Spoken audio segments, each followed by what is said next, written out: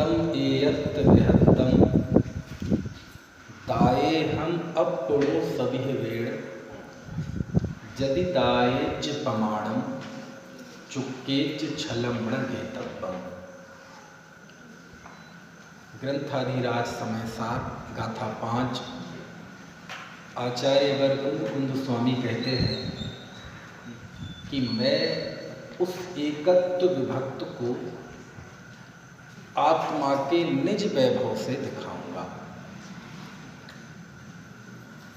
यदि मैं दिखाऊं तो उसे प्रमाण करना और कहीं चूक हो जाए तो छल ग्रहण मत करना। छल ग्रहण करने से आशय यह है कि तुम एकांती मत हो जाना, निश्चयावलंबी मत हो जाना, शिथिलाचारी मत हो जाना, भ्रष्ट मत हो जाना। जब मैं आत्मा दिखाऊं तो तुम लाख काम छोड़कर उस आत्मा को स्वानुभव प्रत्यक्ष के द्वारा प्रमाणित कर लेना। अब आगे समय सार अब शुरू हो रहा है। अब ये 5 गाथाएं भूमिका थी। अब जब आचार्य ने ये कहा मैं उस एकत्व विभक्त को दिखाऊंगा जिसके साथ बंधन की कथा विसंवाद पैदा करती है, जो एकत्व लोक में सर्वत्र सुंदर है, जिसकी चर्चा तुमने ना सुनी, ना परिचय किया, ना अनुभव किया, मैं उस एकत्व विभक्त को दिखाऊंगा, निज वैभव से दिखाऊंगा। जब इतनी बड़ी बात जब गुरुवर कहते हैं, आचार्य श्री कहते हैं, तो नीचे बैठा हुआ जो श्रोता है, मान लो आचार्य ये वाचना कर रहे हैं, आपको समझा रहे हैं, तो हम सब जब नीचे बैठे हैं तो हम सब के अंदर क्या उत्कंठा होगी कि हे आचार्य देव,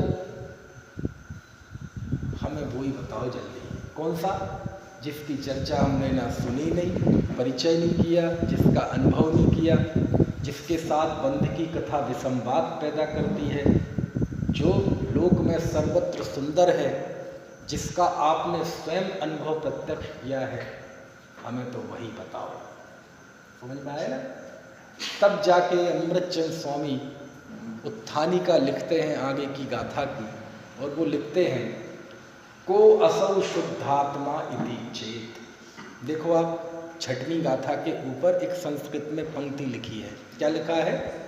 को असौ शुद्ध आत्मा इति चेत, कि वह शुद्धात्मा कौन है बताओ। कौन? जिसका आपने अनुभव किया है, जिसके साथ बंधन की कथा विसंवाद पैदा करती है, जो एकत्व लोक में सर्वत्र सुंदर है, और जिसकी चर्चा हमने ना सुनी, ना परिचय नहीं किया, ना अनुभव नहीं किया, और जिसके प्रतिपादन में आपको साइड इफेक्ट्स होने की काफ़ी अनुमान लग रहा है। हे आचार्य देव, अब हमें ज़्यादा कुछ नहीं सुनना, हमें तो बस वो शुद्धात्मा बताओ। कुछ बात समझ में आ रही है?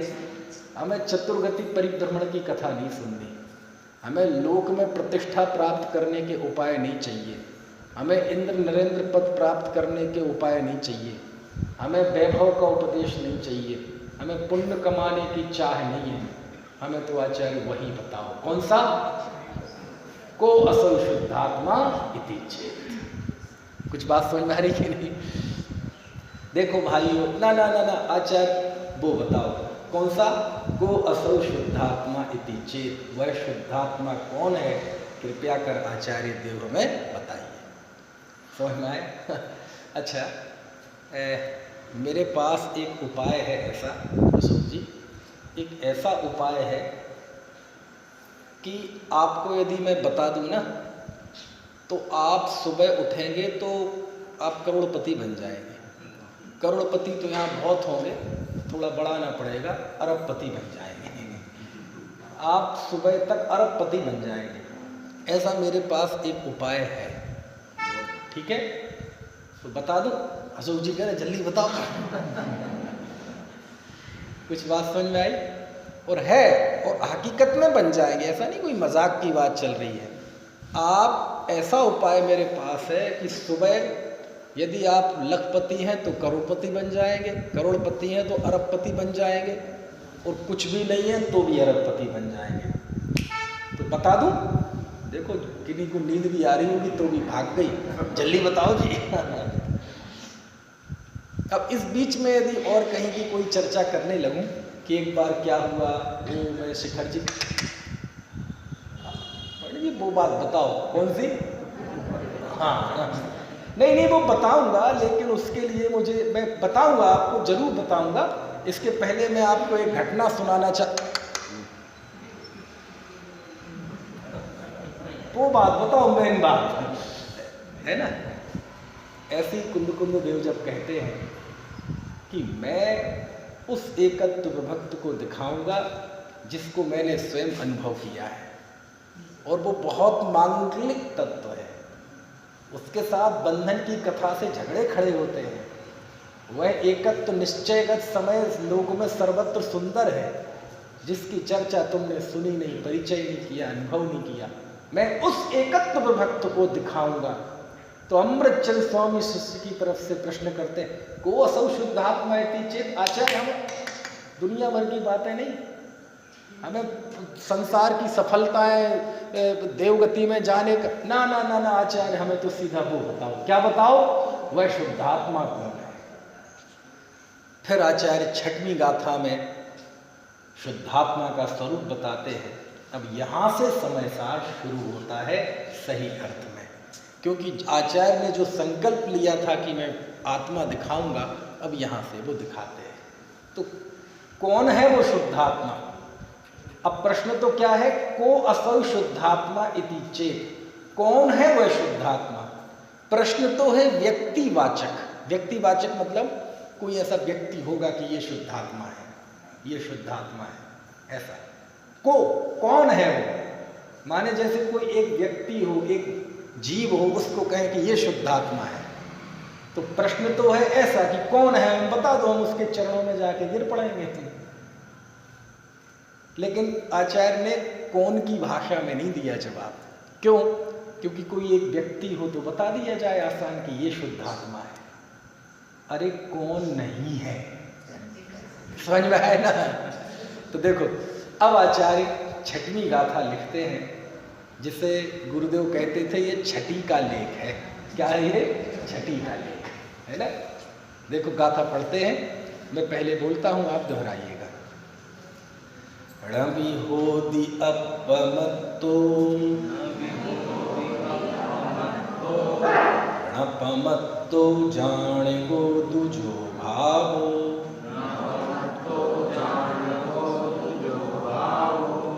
एवं भणन्ति शुद्धं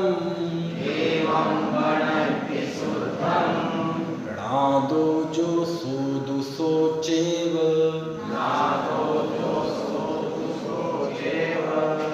मिलकर पढ़ें।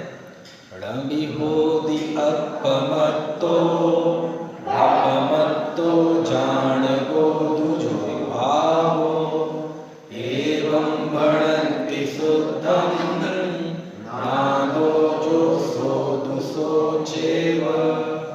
वाह, लगता है कि हाँ जैसे आचार्य की वाणी गूंज रही है। लिखते हैं आचार्य कि वह शुद्धात्मा कौन है। तो लिखते हैं, पहले हम गाथा का सरल अर्थ जाने, उसके बाद फिर हम उस पर कुछ बात करेंगे। देखो, णवि होदि नहीं होता, क्या? पमत्तो अपमत्तो, अप्रमत्त नहीं होता। णपमत्तो प्रमत्त भी नहीं होता। ठीक है, ग्रंथ है सबके पास। जब मैं कोई गाथा का अर्थ करूं, शब्द का अर्थ करूं, तो मुझे मत देखो, गाथा देखो। मैं तो इसलिए नहीं देखता कि मुझे याद है, मुझे देखना नहीं पड़ता है ना। णवि होदि अपमत्तो णपमत्तो, कौमा समझ लेना कहाँ कहाँ है। जान गो दुजो भावो, ज्ञायक भाव जाणगो, ये प्राकृत में बार बार शब्द आएगा जाणगो। ज्ञायक बोलते ना ज्ञायक, तो ज्ञायक को ही प्राकृत में कहते हैं जाणगो। और भाव ज्ञायक भाव, तो जो ज्ञायक भाव है, यानी आचार्य कह रहे हैं जो मैं बताना चाहता हूं तुम्हें एकत्व विभक्त, वो ज्ञायक भाव है। लेकिन उस ज्ञायक भाव का परिचय देने के लिए आचार्य ने नास्ति से शुरुआत की। नास्ति से, निषेध परक, नेगेटिव। कैसे? णविहोदि अपमत्तो, वह ज्ञायक भाव अप्रमत्त नहीं होता। ठीक है, पहले पद का अर्थ समझ में आ गया। णवि, न मतलब नहीं, भी मतलब भी, होदि होता है, अपमत्तो अप्रमत्त। अभी आप पूछना मत अप्रमत्त क्या है, उस पर भी आएगी बात, अभी केवल सरल अर्थ समझो आप गाथा का। वह ज्ञायक भाव जान गोदु जो भावो, वह जो ज्ञायक भाव है, णवि होदि अपमत्तो, वह अप्रमत्त भी नहीं होता। णपमत्तो, प्रमत्त नहीं होता। ठीक है, पहली पंक्ति का अर्थ समझ में आया। वह ज्ञायक भाव अप्रमत्त नहीं होता और प्रमत्त नहीं होता। ठीक है, एवं इस प्रकार भणंती, उसे कहते हैं शुद्धम, शुद्ध। ये 1.5 लाइन हो गई। पूछा था ना प्रश्न, को असौ शुद्धात्मा इति चेत। हे भगवान, हे आचार्य देव, वह शुद्धात्मा कौन है? तो आचार्य कहते हैं वह ज्ञायक भाव अप्रमत्त नहीं होता, प्रमत्त नहीं होता, इस प्रकार इसे शुद्ध कहते हैं। ठीक है, और णादो, इस प्रकार से जाना गया। ठीक है, यानी ऐसा हमने उसे शुद्ध जान लिया। णादो, इस प्रकार से जाना गया जो वह ज्ञायक भाव, सो वह तो, दू वास्तव में, सो चे वही है। क्या मतलब हुआ कि इस प्रकार जो उसे शुद्ध जाना गया, ठीक है, इस रूप से शुद्ध जाना गया, वह तो वही है, अन्य कुछ भी नहीं है। मतलब हम उसकी किसी से उपमा नहीं दे सकते कि साहब वह शुद्ध है, ज्ञायक भाव है, तो कैसा शुद्ध है, तो कोई मिसाल दे दो दुनिया में कि ऐसा शुद्ध है। ना ना ना, वो जो ज्ञायक रूप से ज्ञात हुआ, जो वह शुद्धता के रूप में जाना गया, बस वो तो वैसा ही है। हम उसको कुछ समझा नहीं सकते, हम उसको बता नहीं सकते, है ना। मतलब क्या है कि अब तुम्हारी जिम्मेदारी है कि अब स्वयं आप उस ज्ञायक रूप से परिणमित हो जाओ, तो उसकी शुद्धता अनुभव में आ जाएगी। ठीक है, तो क्या हुआ गाथा का सरल अर्थ? वह ज्ञायक भाव अप्रमत्त नहीं होता, प्रमत्त नहीं होता, वह तो इस प्रकार उसे शुद्ध कहते हैं। और इस तरह ज्ञायक रूप से ज्ञात हुआ, वह तो वही है, अन्य कुछ भी नहीं है। ये गाथा का सरल अर्थ है। ठीक है, सरल अर्थ सबको समझ में आ गया? ये पाठशाला है, समझ में आया ना? समझ में आ गया आपको सबको? अभी फिर भी एक एक स्टेप बढ़ना पड़ता है, पहले गाथार्थ, फिर आगमार्थ, भावार्थ, ये सारी चीजें। तो आपको सरल अर्थ समझ में आ गया? चलो अब आगे बढ़ते हैं। हे आचार्य देव, हमने प्रश्न किया था कि शुद्धात्मा कौन है।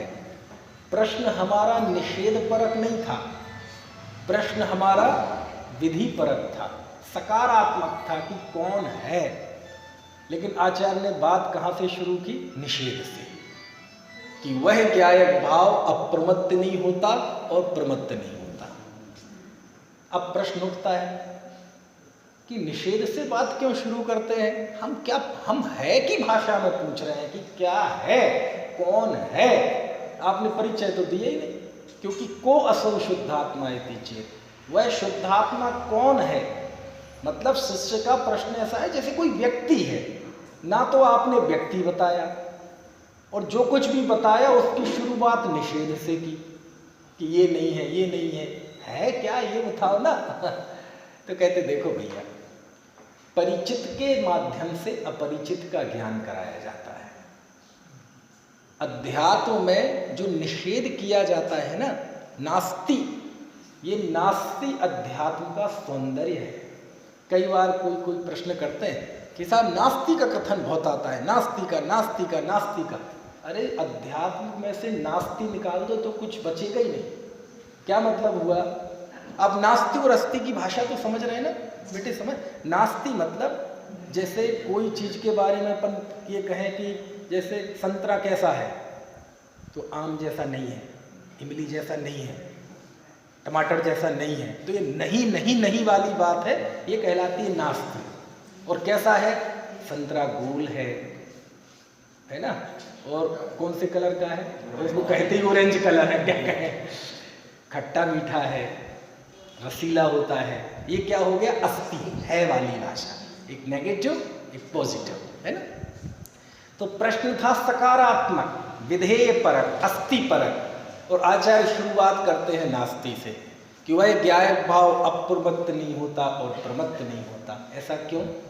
वो इसलिए नास्ति से ही बात में वजन आता है। कैसे आता है देखो मैं बताऊं आपको। नास्ति से जब तक प्रयोग ना करें तो जीभ के सिर पे जू नहीं रेंगता। अस्थि से प्रयोग करते रहे तो हाँ ठीक है, जैसे देखो मैं बताऊं, वीतराग भाव ही धर्म है, हाँ ठीक है, अपन तो वीतराग धर्म वाले हैं। तो इसमें आपको कोई ऐसा नहीं लगा जैसे कोई बहुत बड़ा महासत्य कह दिया हो। क्या कहा? वीतराग भाव में धर्म है, वीतराग भाव ही धर्म है। हाँ बहुत बढ़िया, इसमें क्या, बहुत बढ़िया, अपन तो वीतराग धर्म वाले हैं। अब जरा इसको नास्ति से कहो, अब रातों की नींद जाएगी, अब पैर उखड़ेंगे, अब उत्तेजित होंगे, अब झगड़े होंगे। क्या? वीतराग भाव में ही धर्म है, मतलब पूजा में धर्म नहीं है। भक्ति, स्वाध्याय, व्रत, तप, दान, तीर्थ यात्रा, माला फेरना, इसमें धर्म अब सिर पे जू रहेगा। अच्छा, कुछ बात समझ में? ये नास्ति है। जब तक उसको नास्ति से नहीं कहें तो सिर पे जू नहीं रहेगा। गुरुदेव ने जो क्रांति लाई, वो जैसे शास्त्र में आया कि ये धर्म नहीं है, तो गुरुदेव पूरी लिस्ट गिनाएंगे क्या क्या धर्म नहीं है। तब अच्छा जी, अस्थि से व्यक्ति को लगता ही नहीं कि जैसे कुछ बहुत बड़ी बात है। शास्त्र कहता है सभी जीव है, हाँ हम तो जीव हैं, उसमें कौन सी बड़ी बात है, हम तो जीव हैं। ऐसा नहीं लगा कि जैसे कोई बहुत बड़ा महासत्य कह दिया। अब इसे नास्ति से कहो कि मैं जीव हूँ, मतलब मैं शरीर नहीं हूँ, मैं गोरा काला नहीं हूँ, मैं मोटा पतला नहीं हूँ, मैं 5 फुट 8 इंच का नहीं हूँ। हाँ ऐसा कैसे हो सकता है? ये घर मेरा नहीं है, ये परिवार मेरा नहीं है। ओहो, अब सिर पे जू रहेंगेगा, अब रातों की नींद खराब होगी। कुछ बात सुने, ये नास्ति का, ये अध्यात्म का सौंदर्य है। जब तक किसी को निषेध की भाषा में न समझाया जाए, नास्ति से ना समझाया जाए, तो सिर पे जू नहीं रहता। उसे लगते ही नहीं कि जैसे कोई बहुत महान सत्य की उपलब्धि हो रही है या उसका प्रतिपादन चल रहा है। अब अच्छा, वह शुद्धात्मा कौन है? तो वो कहे बस तुम ही तो शुद्धात्मा हो। हाँ ठीक है, चलो वो खिचड़ा लाओ, खाते हैं। मतलब उसे ऐसा नहीं लगता कि कोई बहुत अपूर्व बात कही जा रही है। यानी जिसके सामने आते ही, जो चीज ज्ञान में आते ही हम सुध-बुध खो देंगे, हमारी नींद भाग जाएगी, हमारी चेतना उल्लसित होगी, ऐसा नहीं लगता। तब जाके आचार्य को निषेध की भाषा अपनानी पड़ती है। काहे की? निषेध की। कि धर्म क्या है? बोले पूजा में धर्म नहीं है, भक्ति में धर्म नहीं है, तीर्थ यात्रा में धर्म नहीं है। ये निषेध की भाषा का इस्तेमाल मालूम? जैसे आप रत्नकर्ण श्रावकाचार्य पढ़ेंगे तो शुरुआत में ही समंतभद्र स्वामी कहते हैं कि मैं जो चतुर्गति के दुखों से छुड़ाए और उत्तम सुख में रखे, ऐसे धर्म को मैं कहूँगा। देशयामी समीचीनम। तो उसकी जब भाषा वचनिका लिखते हैं पंडित सदाशिव दास जी, तो कहते हैं नास्ति का, कि जो चतुर्गति परिभ्रमण से छुड़ाए उसका नाम धर्म है। हाँ जी पंडित जी, बहुत बढ़िया, इसमें हम तो मानते ही हैं इसमें। फिर जब हंटर चलाते हैं कि ऐसा वह धर्म मंदिरों में नहीं है, तीर्थों में नहीं है, अब सिर पे जू रेंगता है। अब उत्तेजित होते हैं। अब तो आपको समझ में आई नास्ती का सौंदर्य। ये नास्ती के बिना हम आंदोलित नहीं होते। जब तक नास्ती का प्रयोग ना हो तो हमारी शांति में खलल नहीं पड़ता, वो शांति जो कि झूठी है। इसलिए आचार्य जो नास्ती से शुरू करते हैं। कहाँ से शुरू करते हैं? नास्ती कि वह जो शुद्धात्मा है, वह जो ज्ञायक भाव है, वह अप्रमत्त नहीं होता और प्रमत्त नहीं होता। अब एक नई समस्या खड़ी हो गई कि अप्रमत्त क्या है, ये प्रमत्त क्या है। देखो गाथा समझनी है ना। जब आप यहां से जाएं तो काय की चर्चा करें? गाथा की। गाथा में क्या आया उसकी चर्चा करें, समझ में आया? तब मजा है, सब मजा है, नहीं तो बेकार है सब आयोजन। समझ में आया? क्या लिखते हैं गाथा में आचार्य? अब नया प्रश्न खड़ा क्या हो गया, ये प्रमत्त क्या है और ये अप्रमत्त क्या है। बस ये पता चल जाए तो मजा आ जाए। तो देखो घबराना मैं हमेशा कहता हूं जो पहले दिन भी मंदिर आया हूं, हम चाहते हैं वो भी एक दो लड्डू लेके जाए, वो भी रीता हाथ ना जाए। और आचार्य कुंद देव के वचन इतने सरल हैं, इतने सरल हैं, इतने सरल हैं कि सच में थोड़ी सी भी जिसको अकल है, बाबूजी तो कहते थे, बाबूजी मतलब बाबू युगल जी, कि जिसको मूंगफली खाना आता है ना वो आत्मानुभव कर सकता है। उसे पता चल गया ना कि छिलका फेंकने लायक है और मुर्गी खाने लायक है। चिड़िया जितनी अकल वाली और उतनी अकल वाले को समय सार समझ में आ सकता है। क्या है प्रमत्त और अप्रमत्त? तो देखो प्रमत्त और अप्रमत्त ये शब्द हैं प्राकृत भाषा के। किसके? प्राकृत भाषा के। इसको यदि हम संस्कृत में करते हैं तो प्रमत्त मतलब प्रमाद और अप्रमत्त मतलब अप्रमाद। क्या अर्थ हुआ? प्रमाद मतलब असावधानी, मूर्खता, शिथिलता, और अप्रमत्त मतलब सावधानी, जागृति। प्रमत्त मतलब सुषुप्ति और अप्रमत्त मतलब जागृति। अब अध्यात्म के क्षेत्र में सुषुप्ति क्या है? राग द्वेष के भाव, ये सुषुप्ति है, ये निद्रा है, ये आलस्य है। और आत्मा के सन्मुख परिणाम ये अप्रमत्त दशा है। चलो अभी नहीं आए समझ में। जीव के 14 गुण स्थान कहे। कितने गुण स्थान? 14 गुण स्थान। अब सिद्धांत की भाषा में भी पता चले। 6वें गुण स्थान का नाम है प्रमत्त विरत। क्या नाम है? प्रमत्त विरत। और 7वें गुण स्थान का नाम है अप्रमत्त विरत। ठीक है, यानी पहले 6वें, और देखो 6वें गुण स्थान का नाम क्या है? प्रमत्त विरत। और 7वें गुण स्थान का नाम क्या है? अप्रमत्त विरत। यहां तक समझ में आए? घबराना मत। कुल 14 गुण स्थान होते हैं। मतलब 14 गुण स्थान मतलब जीव की अनेक तरह की अवस्थाएं, परिस्थितियां। अब एक शास्त्रों में भाषा आती है आदि दीपक और अंत दीपक। ये सुने नाम, चिंता मत करो, मतलब जो मुंह से निकल गया है उसे समझाऊंगा जरूर। नहीं निकलता तो बहुत खुशी की बात थी, लेकिन अब वो निकल गया। ये आदि दीपक और अंत दीपक क्या होता है? कोई शब्द को जब पहले रख दिया जाए लेकिन उसका अर्थ बाद तक लागू होगा तो वो कहलाता है आदि दीपक। और कोई शब्द अंत में रख दिया जाए लेकिन उसका अर्थ पीछे भी लागू होगा तो वो कहलाता है अंत दीपक। जैसे आपने एक दीपक लिया और आपने यहाँ रख दिया इस दीवार के यहाँ, तो वो दीपक का प्रकाश यहाँ तक आएगा। और उस दीवार पर रख दिया तो यहाँ तक आएगा। जैसे मान लीजिए 4 भाई हैं, ठीक है, 4 भाई हैं कोई, और उनके नाम पे दुकान का नाम है। नाम है उनके राम, लक्ष्मण, भरत, शत्रुघ्न। ये इसलिए बोल रहा हूँ जल्दी मुंह पे आ जाए, है ना। अब उनका नाम लिखने की 2 शैली है। पहला जैन, राम, लक्ष्मण, भरत, शत्रुघ्न। तो यहां जैन कहां लगाया गया? आगे।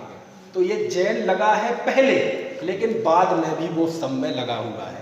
यानी राम जैन, लक्ष्मण जैन, और क्या है, भरत जैन और शत्रुघ्न जैन। ये कहलाता है आदि दीपक। ये क्या कहलाता है? आदि दीपक। अब इसको दूसरी शैली में रख सकते हैं, राम लक्ष्मण भरत शत्रुघ्न जैन, तो वो जैन बाद में लगाया गया, लेकिन वो सबके साथ लगाया है, राम जैन, लक्ष्मण जैन, भरत जैन, शत्रुघ्न जैन। तो पहला वाला कहलाता है आदि दीपक और दूसरा वाला कहलाता है अंत दीपक। ठीक है, चलो। और ये प्रयोग आपको पता है, यहाँ जितने लोग बैठे हैं सबको आदि दीपक अंत दीपक के बारे में पता है। कैसे पता है? कितने लोगों को णमोकार मंत्र आता है? कोई है जिसको णमोकार मंत्र नहीं आता हो? आता है ना? अच्छा, णमो अर्हंताणम, इसका अर्थ बोलना जरा क्या है? बोलना बेटे, आप बोलो। और कुछ इसके अलावा?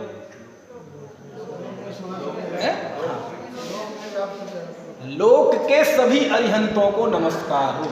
अबे लोक के कहां से लाए आप? और सभी अरिहंतों को कहां से लाए?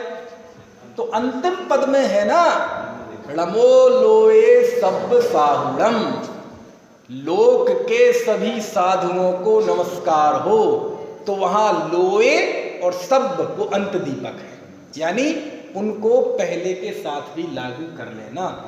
तो यदि लागू किया जाए तो कैसा बनेगा? तो गुरुदेव श्री का प्रवचन याद करो, नमो लोए सब अरिहंताणम, ऐसा नमो लोए सब सिद्धाणम। समझ में आया ना? तो ये कौन से दीपक हैं? ये अंत दीपक, क्योंकि नमो अरहंताणम इसका तो अर्थ इतना ही अरहंत को नमस्कार हो। फिर लोक वाला अर्थ कहाँ से आ गया? शब्द वाला अर्थ कहाँ से आ गया? तो वो अंत दीपक है, वो यहाँ लागू होगा। ऐसे ही 14 गुण स्थानों में 6वें गुण स्थान का नाम है प्रमत्त विरत, और यहाँ प्रमत्त शब्द है अंत दीपक, यानी 5वां भी प्रमत्त है, चौथा भी प्रमत्त है, तीसरा भी प्रमत्त है, दूसरा भी प्रमत्त है और पहला भी प्रमत्त है। यानी ये 6 गुण स्थान आत्मा से दूर की अवस्था है। इन परिणामों में यदि जीव है तो वह आत्मा से दूर है।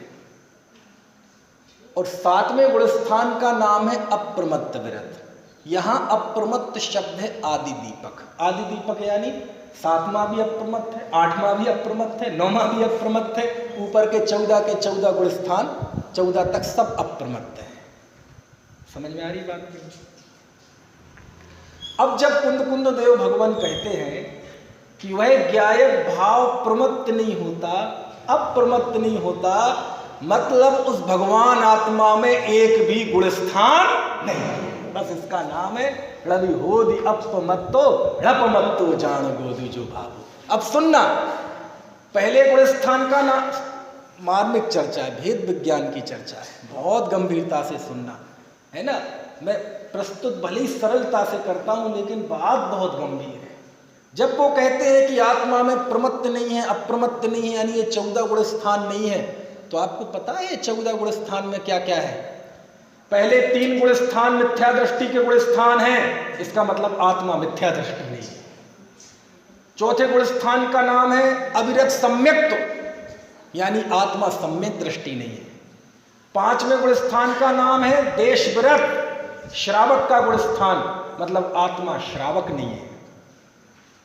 6वां गुण स्थान है मुनि का गुण स्थान, मतलब आत्मा मुनि नहीं है। 7वें से लेके 12वें तक ये मुनियों के ही गुण स्थान है, मतलब आत्मा मुनि नहीं है। आत्मा उपशम श्रेणी वाला नहीं है, आत्मा छपक श्रेणी वाला नहीं है। 13वां गुण स्थान है अरहंत परमेष्ठी का, आत्मा अरहंत नहीं है।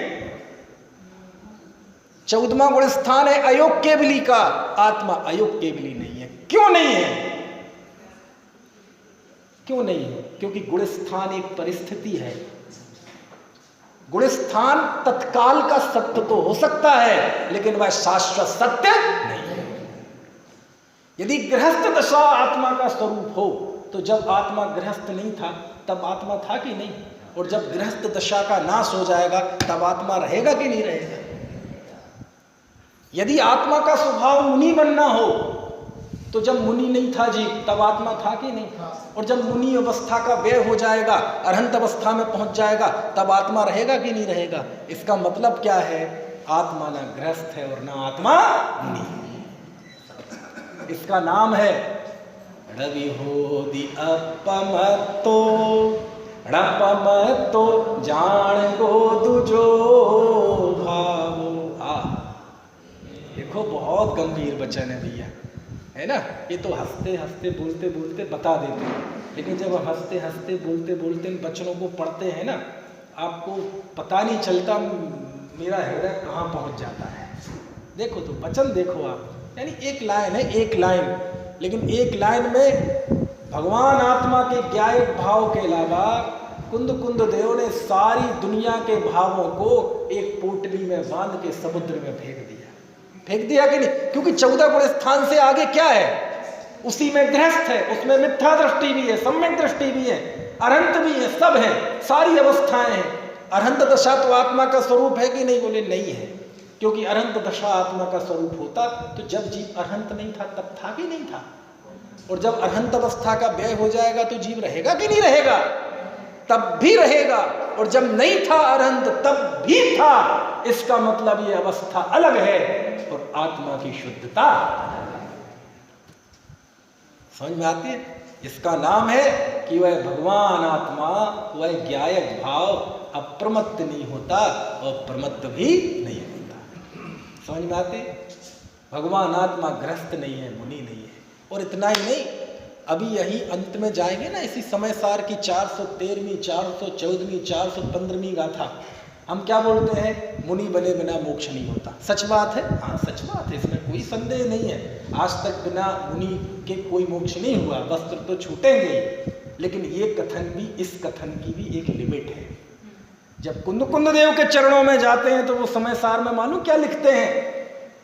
जो ये मानता है कि गृहस्थ लिंग से मोक्ष होता है वो मिथ्या दृष्टि है। हाँ हाँ हाँ, बिल्कुल सही है, बिल्कुल सही है। अरे सुनो सुनो, जो ये मानता है कि मुनि लिंग से मोक्ष होता है वो भी मिथ्या दृष्टि। क्यों? बोले आत्मा के कोई लिंग है ही नहीं, अलिंग है। अरे गजब है, ये पारमार्थिक तत्व है। इसको समझने के लिए, इसको पचाने के लिए थोड़ी वर्तमान भूमिका से ऊपर उठना पड़ेगा। थोड़ा अपने अंदर जो आग्रह रहते हैं उन आग्रहों को पोटली में बांध के थोड़ा एक तरफ रखना पड़ेगा, तब समय सार की थोड़ी सी सुगंध आएगी, अन्यथा नहीं आएगी। है? पंडित बनारसी दास जी के पास जब मैं गया नाटक समय सार में, तो उन्होंने इन्हीं गाथाओं की व्याख्या में जो कुछ लिखा, उसमें एक छंद मुझे याद आ रहा है। शुरुआत में तो उन्होंने सिद्धों की स्तुति की, जिनवाणी की स्तुति की, मुनिराजों की स्तुति की, उसके बाद सम्यक दृष्टि की प्रशंसा की। है?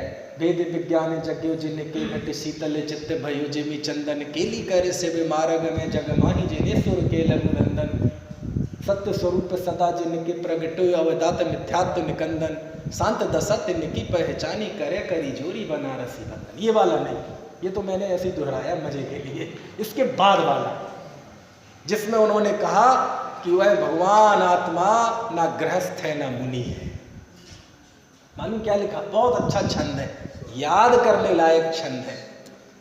स्वार्थ के सांचे पैर मारथ के सांचे चित्त सांचे सांचे बैन कहे सांचे जैन मती है काहू के विरुद्ध नाही पर जाय बुद्धि नाही आत्म गवेशी है गृहस्थ है न जती है रिद्धि सिद्धि वृद्धि से घटे में प्रगट सदा अंतर के लक्ष्य सो अजाची लक्ष्यपति हैं दास भगवंत के उदास रहे जगत सो सुखिया सदैव एक जीव समकीति है।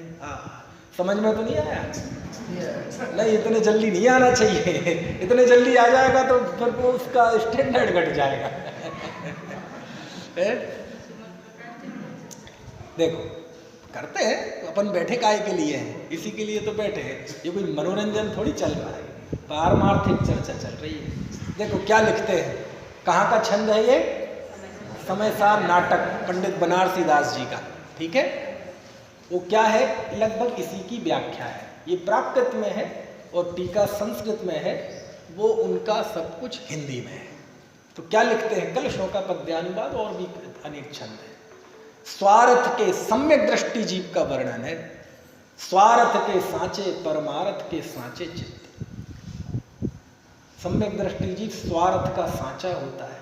अब देखो लोक में तो स्वार्थी व्यक्ति को बुरा माना जाता है, सेल्फिश, ये तो बड़ा सेल्फिश है, लोक में सेल्फिश होना बुरा माना जाता है, लेकिन धर्म के क्षेत्र में सेल्फिश होकर जीना ये दुनिया की सर्वोत्कृष्ट आर्ट ऑफ लिविंग है, जीवन जीने की कला है। सेल्फिश होकर जीना मतलब सारी दुनिया एक ड्रामा है, बस मैं एक शुद्ध चेतना में वस्तु हूं। ये जो अंदर में एक तत्व ज्ञान बैठ गया दृढ़ता के साथ, और ये 24 घंटे इसकी खुमारी रहना, ये सर्वोत्कृष्ट आर्ट ऑफ लिविंग। सब होगा, भोजन भी होगा, बोलना चालना भी होगा, व्यापार भी होगा यदि है तो, नौकरी भी होगी, लेकिन बस भीतर में एक दिया जलता है। ये मैं नहीं हूँ, सब ड्रामा है। हाँ जी, क्या हाल है, कैम छो, बराबर छे, हाँ बहुत ठीक है, लेकिन भीतर में ये सब भी कुछ नहीं है। वो दिखे, किसको समझ में आएगा, किसी को समझ में नहीं आएगा, उसका आनंद आप खुद लेते हैं, है? तो स्वार्थी होकर जीना, ये जो आप कह रहे हैं ना कि मैं स्वार्थी नहीं, ये संसारी जीव सब परार्थी हैं। क्यों? सब शरीर के लिए जी रहे हैं, सब रुपए पैसे मकान के लिए जी रहे हैं। सम्यक दृष्टि जीव स्वार्थी होता है, क्योंकि वो स्व आत्मा के लिए जीता है, आत्मा के प्रयोजन के लिए जीवन जी रहा है। स्वार्थ के सांचे, परमार्थ के सांचे चित्त, उनका चित्त सांचा है, क्योंकि उनके चित्त में परमार्थ है। सांचे सांचे पहले बोले सांचे जैन मती हैं, उनके वचन सच्चे होते हैं, प्रशंसनीय होते हैं, और वही वास्तव में सच्चे जैनी है। स्वार्थ के सांचे परमार्थ के सांचे चित्त, सांचे सांचे बहने बोले सांचे जैन मती हैं, काहू के विरुद्ध नहीं, किसी के विरुद्ध नहीं है, किसी से झगड़ा नहीं। पर जाय बुद्धि नहीं, कोई पर्याय बुद्धि नहीं है। क्या अर्थ है पर्याय बुद्धि का? आत्मा में गवेशी है, गृहस्थ है न जति है। वो आत्मा में गवेषणा करने वाले हैं, आत्मा की शोध करने वाले हैं, आत्मा को देखने वाले हैं, और वो ना गृहस्थ हैं और ना मुनि। जो गृहस्थ स्वयं को ये देखता है कि मैं गृहस्थ हूं, वो गृहस्थ नहीं है।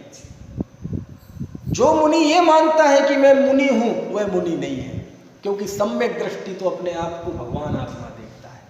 दुनिया कहती है कि ये गृहस्थ है और ये मुनि है, लेकिन वह तो अपने आप को क्या देखता है? शुद्ध आत्मा देखता है। ऐसा लिखते हैं, देखो, पर जाय बुद्धि नाही, आत्म गवेशी है, गृहस्थ है न जति है। कितनी बड़ी बात है, थोड़ा ध्यान जाता है आपके घरों में नाटक समय सार है? कितने लोगों के घरों में? हाथ खड़े करो जरा। 1 2 3 4 5, 2-5 लोग और होंगे जो हाथ नहीं उठा रहे होंगे, ठीक है? अरे चलो नाटक समय सार तो छोड़ो, कोई ऐसे भी लोग हैं कि जिन घर में जिनवाणी हो ही नहीं, एक भी शास्त्र नहीं है, होंगे भी तो हाथ नहीं खड़े करेंगे, हमें पता है, समझ में है ना? लेकिन रखो भैया, रखो घर में शास्त्र, रखो, केवल रखो नहीं, उनको पढ़ो। समझ में आया? जिसने एक कोरोना के दौरान भी जिसके अंदर चेतना नहीं आई ना, समझ लो जड़ है, पत्थर है। समझ में आया? रात में आज 40 साल में नवयुवक बिल्कुल हट्टा कट्टा, 40 साल 32 साल 28 साल, कभी जिंदगी में छींक नहीं आई, बुखार नहीं आया, रात में तबीयत बिगड़ी, सुबह साफ, पता ही नहीं चला। समझ में आती है बात कि नहीं? प्रतिष्ठा में जो थे उसमें 2-3 चले गए। बताओ, शमशान घाट में लाश इंतजार करती रही दिन भर, जलने का नंबर नहीं आया।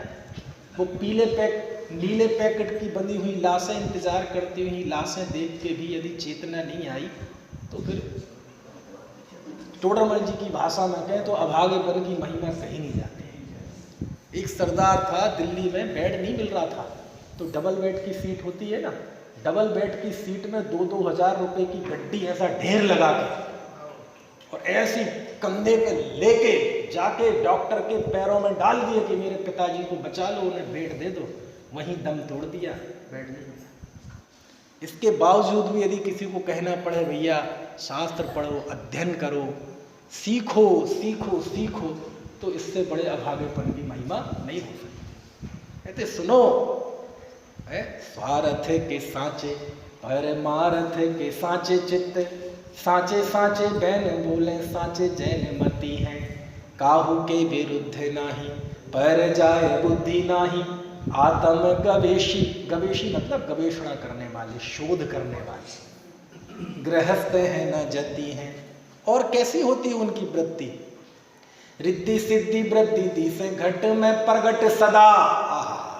रिद्धि, कितनी रिद्धि होती हैं? 64। अरे रुक जाओ भाई। सिद्धि, रुपए आ गए, काम सिद्ध हो गया। मान प्रतिष्ठा हो गई, काम सिद्ध हो गया। पद मिल गया, काम सिद्ध हो गया। वृद्धि, कमाई बढ़ गई, बरकत बढ़ गई, बहुत हो गया। कहते झूठ, ये अज्ञानी के पैरामीटर है, ये तो अज्ञानी की कसौटी है। ज्ञानी धर्मात्मा किसमें अपनी वृद्धि रिद्धि सिद्धि देखते हैं? रिद्धि सिद्धि वृद्धि दी से घट में प्रगट सदा। अपने आत्म घट में मेरी आत्मा से नजदीकी कितनी हुई? यदि मैं अपने से नजदीक हो गया, ये मेरी वृद्धि है। यदि मैं अपने में चला गया तो ये मेरी सिद्धि है। यदि मैं अपने में ही जम गया तो ये मेरी रिद्धि है। और इसके अलावा सब नपुंसकता है, इसके अलावा सब कायरता है, कापरता है, जीवन खराब करना है। समझ में आया ना? रिद्धि सिद्धि वृद्धि दी से घट में प्रगट सदा। अंतर के लक्ष्य सो आजाची लक्ष्यपति है। वह सम्यक दृष्टि जीव लक्ष्यपति है। लक्ष्यपति मतलब लखपति। अब आजकल तो बेचारा लखपति गरीबी रेखा के नीचे आता है ना? क्योंकि अब तो गली गली में करोड़पति है। गली के बाहर हर गली में एक आध अरबपति मिल जाएगा। ये उस जमाने की बात है, आज से 400 साल पहले। मतलब उस समय का लक्ष्यपति मतलब आज का खरबोपति। तो वह सम्यक दृष्टि जीव लक्ष्यपति है। अच्छा जी, ऐसा लक्ष्यपति तो हमें भी बनना है जी। कहते सुनो तो लक्ष्यपति क्यों है वो? अंतर के लक्ष्य सुन, उसने अपनी आत्मा का लक्ष्य किया है, इसलिए वो लक्ष्यपति है। बाहर में तो हो सकता है वो गरीब हो, बाहर में तो हो सकता है वो बेचारा बेरोजगार हो। क्या करें, हमारी प्रवृत्ति ऐसी बन गई है कि जब भी सम्यक दृष्टि की, ज्ञान वैराग्य शक्ति की बात आती है तो हमें केवल वो हाई प्रोफाइल सम्यक दृष्टि याद आते हैं, चक्रवर्ती, भरत जी। क्यों? सम्यक दृष्टि गरीब नहीं हो सकता, सम्यक दृष्टि बेरोजगार नहीं हो सकता, सम्यक दृष्टि ऐसा नहीं हो सकता कि जिसकी लोक में कोई इज्जत ना हो सकता है ना? तो हो सकता है बाहर में वह गरीब हो, किराए का मकान भी ना हो, झोपड़पट्टी में रहता हो, लेकिन बनारसी दास जी कहते हैं वो लक्ष्यपति है। क्यों? क्योंकि उसने अंतर का लक्ष्य किया है। और है शास्त्रों में उदाहरण, जाए समझ में आए ना? वो पंडित भागचंद जी थे, अब नाम सुना है पंडित भागचंद जी? ऐसी गरीबी आई कि बीवी बच्चों के साथ सड़क पे आ गए और निकल गए रोजगार के लिए। और घूमते घूमते जयपुर में पहुंचे। कौन सा मंदिर है वो? एक मंदिर है दीवान जी का, कहलाता कौन सा? दीवान जी का। तो लेके पहुंचे तो लोटा लिया, दूध चाहिए था बच्चे को, तो अब चले गए, कहाँ जाएं? अब बाजार में तो लेंगे नहीं बाजार का दूध। तो वो पहुंचे, बोले जैनी की दौड़ कहाँ तक? मंदिर तक। बोले मंदिर पहुंच गया, मतलब उसे ऐसा लगता है कि अब तो हम दुनिया के सर्वोत्कृष्ट स्थान पर आ गए, अब कोई दिक्कत नहीं आएगी। तो ढूंढते ढूंढते बोले वहीं जुगाड़ करेंगे, कुछ व्यवस्था देखेंगे दूध की। तो गए, वहाँ सभा चल रही थी, जैसे ये शास्त्र सभा चल रही है। तो पंडित आदमी, इनका वैसे ही दिमाग खराब रहता है पंडितों का। क्या मतलब? इन्हें जिनवाणी दिखी फिर ये बेसुध हो जाते हैं। मतलब फिर ये इनका दिमाग फिर कंट्रोल में नहीं रहता है। क्यों जी? आप समझते होंगे इस बात को, ये प्रशंसा मैं कह रहा हूँ। मतलब जिन वचन दिखे शास्त्र के, फिर तो ऐसा लगता बस बस रुक जाए दुनिया। समझ में आया है? धन्य धन्य है घड़ी आज की, जिन धुनि श्रवण परी, तत्व प्रतीति भई अब मेरे मिथ्या दृष्टि टरी, मेरे मिथ्या दृष्टि टरी। तो बस बैठ गए। अब जब वो भागचंद जी, नाम तो सुना है ना आपने? अब जब 7 दफा पूरी हो गई तो अंत में भजन गाया गया। कौन सा? सांची तो गंगा धीतराग वाणी, अविच्छिन्न धारा निज धर्म की कहानी। और अंतिम स्ट्रंजा क्या है उसका? हाँ, जाके अब गाहन ते शुद्ध होए प्राणी, भाग चंद निश्चय घट माहिया प्रमाणी, सांची तो गंगा। ये भजन गाए। अब होता क्या है कि जैसे बड़ा शिविर हो, पंच कल्याणक हो, तो सैकड़ों लोग आते हैं जाते हैं, कोई किसी को नहीं पूछता। लेकिन रोज की सभा में, और पुराना जमाना आज से 400 साल पहले, लगभग 200 साल पहले का, तो सबका ध्यान गया कोई नया आ जाए रोज की सभा में कि ये कौन है, ये कौन है। तो जब ये भजन गाया और फिर बाद में जब हो गया सब, तो पूछा कि भाई साहब आप कौन हैं।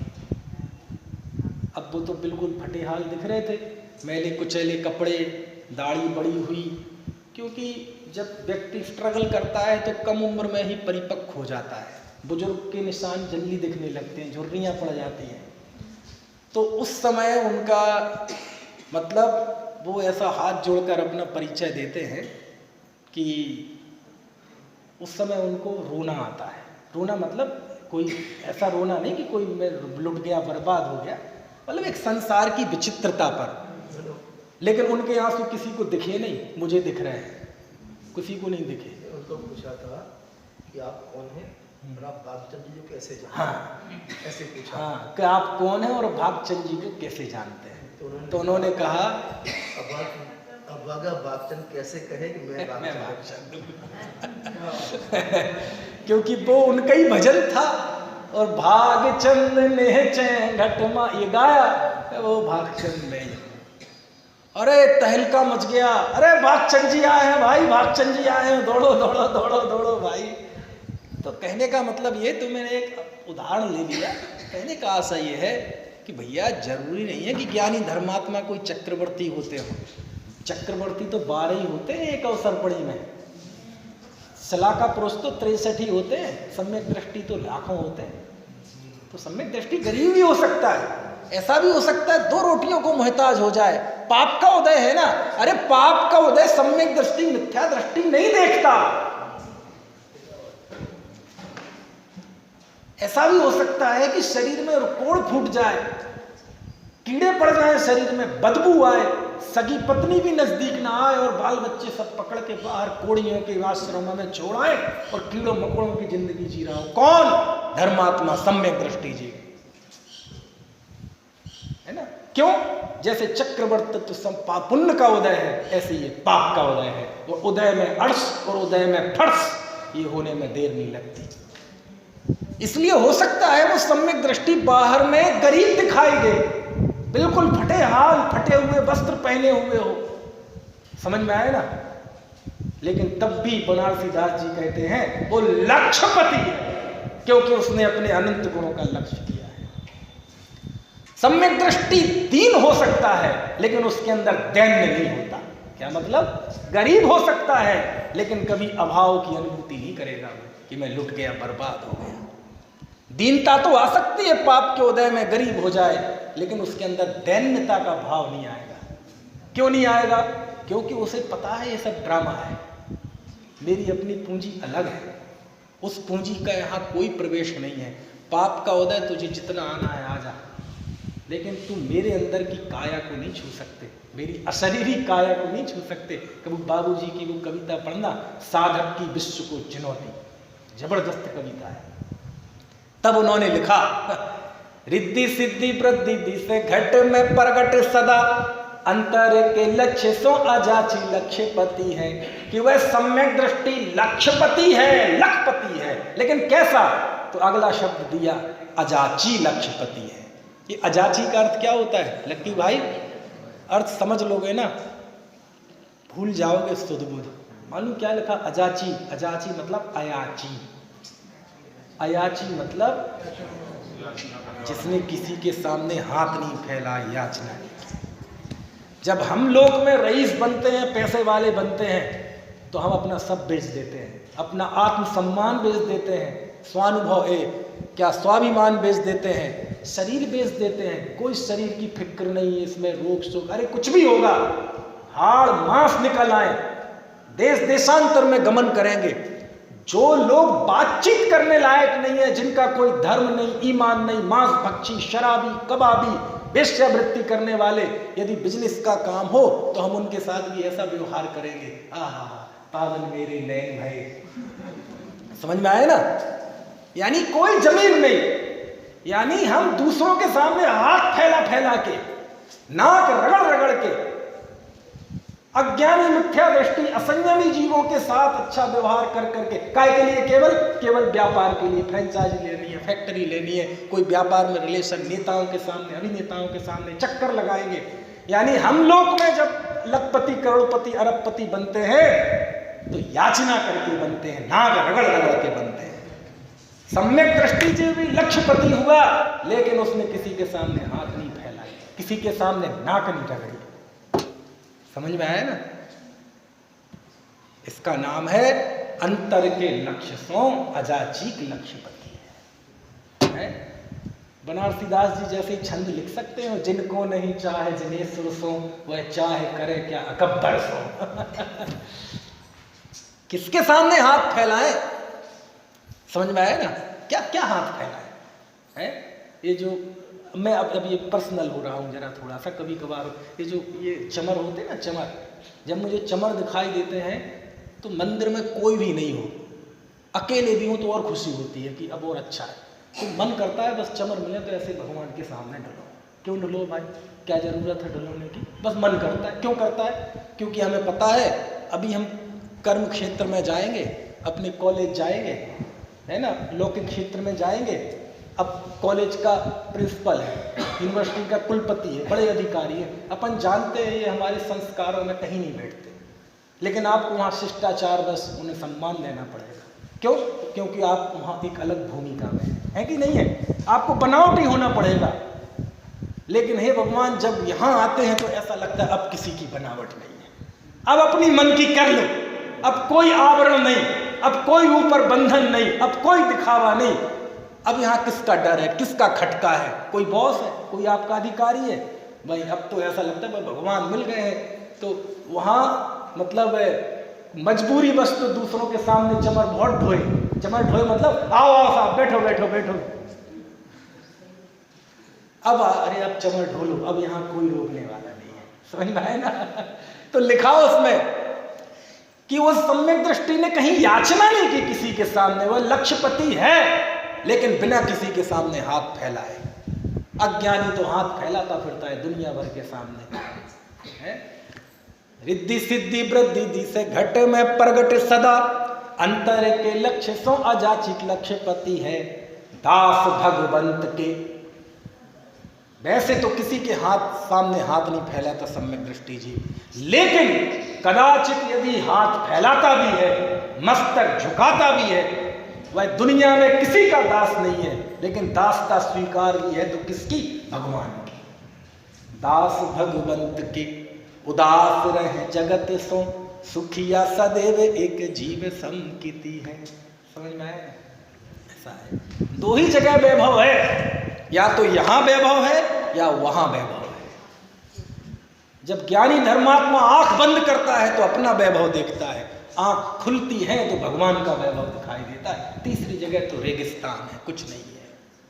समझ में आया? ऐसा है, ना गृहस्थ है ना जति है। ये लिखते हैं क्या है, कौन है वो ज्ञायक भगवान आत्मा? बोले प्रमत्त नहीं, अप्रमत्त नहीं। इसका अर्थ क्या है कि वह सम्यक दृष्टि नहीं, मिथ्या दृष्टि नहीं, गृहस्थ नहीं, मुनि नहीं, व्रति नहीं, अव्रति नहीं, उपशम श्रेणी वाला नहीं, क्षपक श्रेणी वाला नहीं, अरहंत नहीं, अयोगी नहीं। अरे तो है क्या? तो कहते वो ज्ञायक भाव है। ज्ञायक भाव मतलब मात्र ज्ञाता, ज्ञातृत्व ही ज्ञायक भाव है। चलो समय ज्यादा हो गया, और चर्चा इसके आगे कल दोपहर में करें।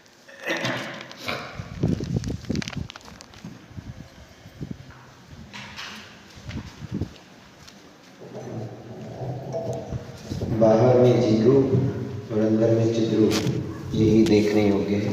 ऐसी सुंदर चर्चा मेरे में आ रही मनीष सबकी और